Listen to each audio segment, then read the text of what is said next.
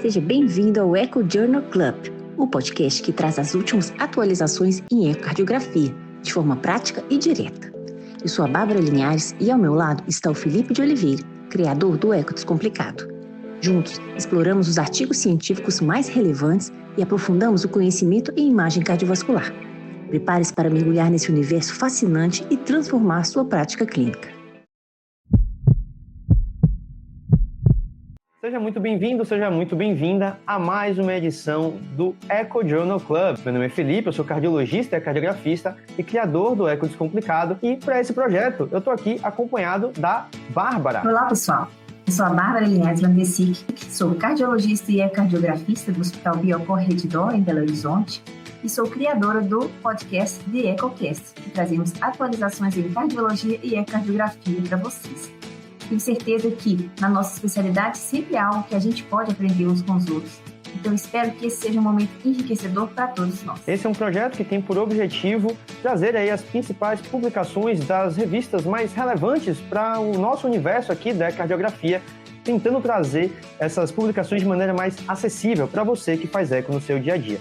Tenho certeza que isso vai te ajudar também a fazer eco com mais segurança, então acompanha a gente para se aprofundar no universo da cardiografia e seguir se mantendo atualizado.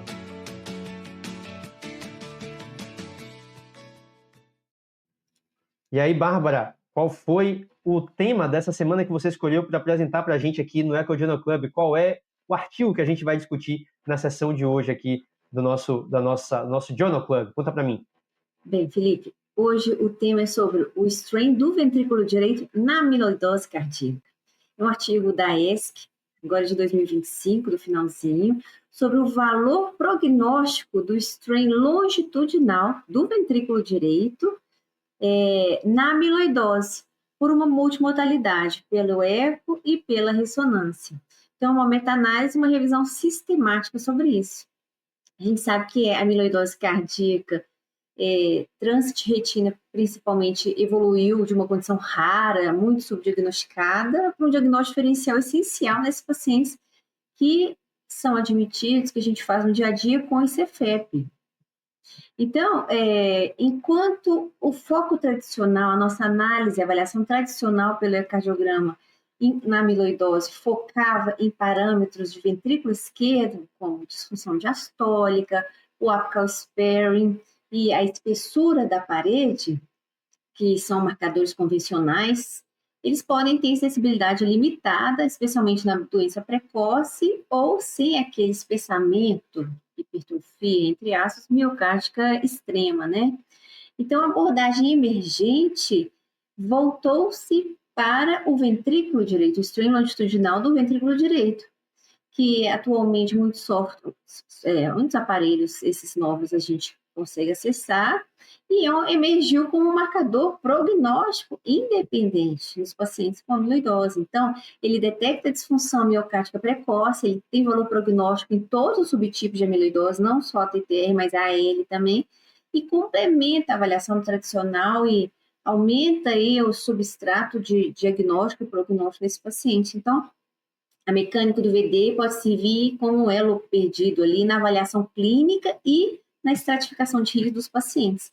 Então, essa meta-análise incluiu o Herrera, que é o principal autor, eles sintetizaram 915 pacientes de múltiplos estudos, das quais 45% desses pacientes morreram durante o segmento mediano de 3 anos. E nessas análises, nesses 915 pacientes, essa análise revelou uma associação consistente, então, entre a piora do strain longitudinal do ventrículo direito e um risco aumentado de mortalidade por todas as causas e hospitalização por insuficiência cardíaca. Parece óbvio? Parece, mas está provado, então, que a piora do strain do ventrículo direito nos pacientes com amiloidose também aumenta o risco de mortalidade por todas as causas. Então, é importante destacar que essa relação assim, de piora do strain persistiu em todos os subtipos de amiloidose e nas modalidades de imagem, com o speckle tracking bidimensional, né? E a ressonância, que tem uma técnica que chama feature tracking, que é, entre aspas, apesar de diferente, a ressonância é diferente de eco, então é um strain da ressonância, entre aspas.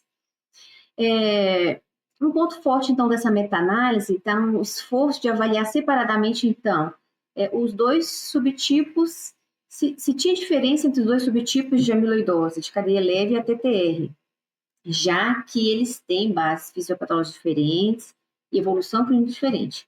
A amiloidose AL, os pacientes são mais jovens, maior mortalidade por todas as causas, porque é uma doença mais agressiva, de cadeia leve, né? E o strain do ventrículo direito permaneceu como preditor significativo de desfecho desses pacientes. A amiloidose ATTR tem uma evolução clínica mais lenta, mas, do mesmo jeito, o strain do ventrículo direito foi relevante para o prognóstico, ou seja, parâmetros de strain prejudicados, alterados de strain do VD, mantiveram como preditores significativos independente da etiologia da amiloidose. Então, isso reforça o strain do VD como ferramenta prognóstica. Porque quando a gente vê uma amiloidose, não sei se você concorda comigo, a gente quer fazer o strain do ventrículo esquerdo. E nem lembra do strain do ventrículo direito. E foi reprodutivo entre as plataformas de imagem. Então, o autor e Herrera, eles incluíram estudos usando dados de strain tanto do eco quanto da ressonância. E apesar das diferenças de metodologia, como a gente já comentou, entre o eco e a ressonância, essas plataformas foram semelhantes, mostrando que as implicações prognósticas do strain do VD foram consistentes entre as duas plataformas. Então, existe o strain da parede livre do ventrículo direito, que é o que a gente faz, né, na prática, que é derivado exclusivamente da parede livre e pode refletir melhor a função intrínseca do ventrículo direito. O strain longitudinal global do VD incorpora o septo interventricular e a parede livre e pode ser influenciado pelo desempenho do ventrículo esquerdo. Então, o mais correto é fazer o strain da parede livre do ventrículo direito. Então, e por que fazer a avaliação do ventrículo direito? Porque os mecanismos biológicos subjacentes ao envolvimento do VD na amiloidose, apesar de não estar totalmente elucidados, mas comparado com o ventrículo esquerdo, o VD tem parede mais fina e maior dependência do strain longitudinal. Então, ele é mais vulnerável à infiltração antes do ventrículo esquerdo até, e antes que mudanças estruturais se tornem evidentes. Então, a redução do strain do VD está associada à hospitalização por IC e morte, por todas as causas. O strain longitudinal global também alterado, global, incluindo o septo, também prediz hospitalização por IC e morte. E o strain atrial também mostra que existe uma cardiopatia atrial primária, secundária à amiloidose. E aí? Então, o que implica, então? Qual a implicação clínica? Qual a direção futura?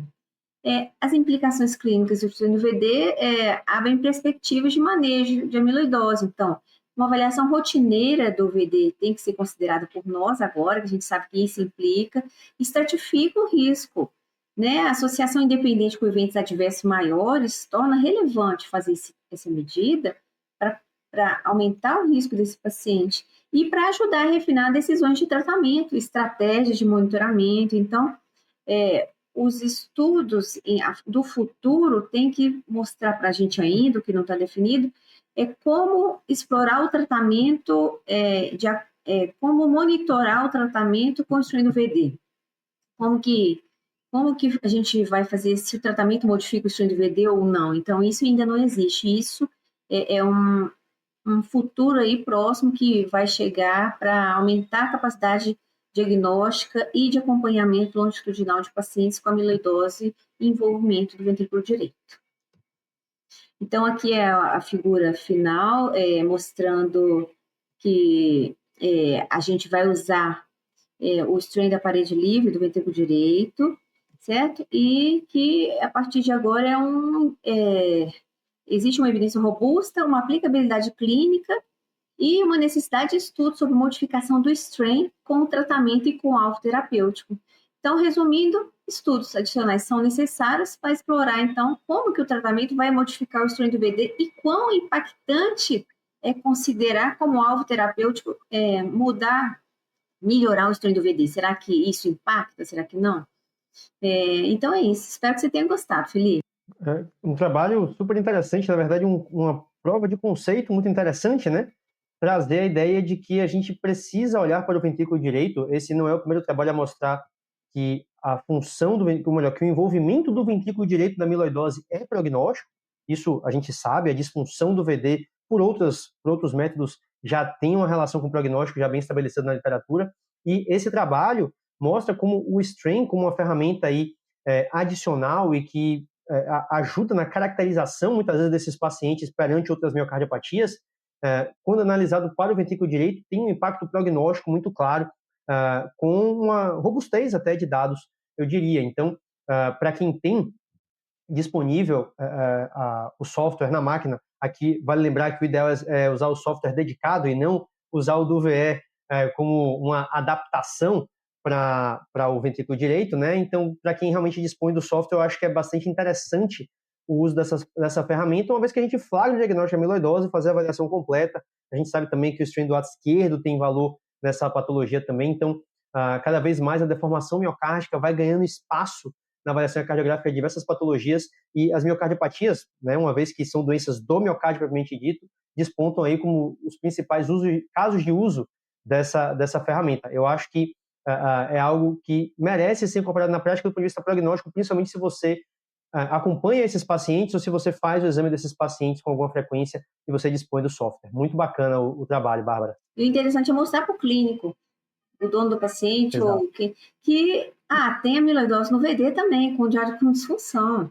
Pois é, exatamente. E todo mundo é do VE. E muitas vezes eles querem o strain do ventrículo esquerdo, porque eu quero dar o diagnóstico, mas entender que o eco dá muito mais do que só o diagnóstico, né? Sim. Com o eco a gente é capaz de definir muito do prognóstico também, e esse é um trabalho que mostra isso de maneira muito clara. Muito bom.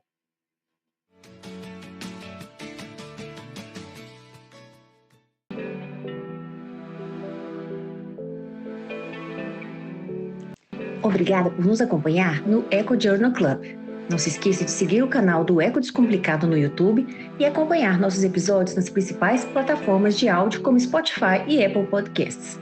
Assim, você não perde nenhuma atualização sobre o mundo da ecocardiografia. Até o próximo episódio.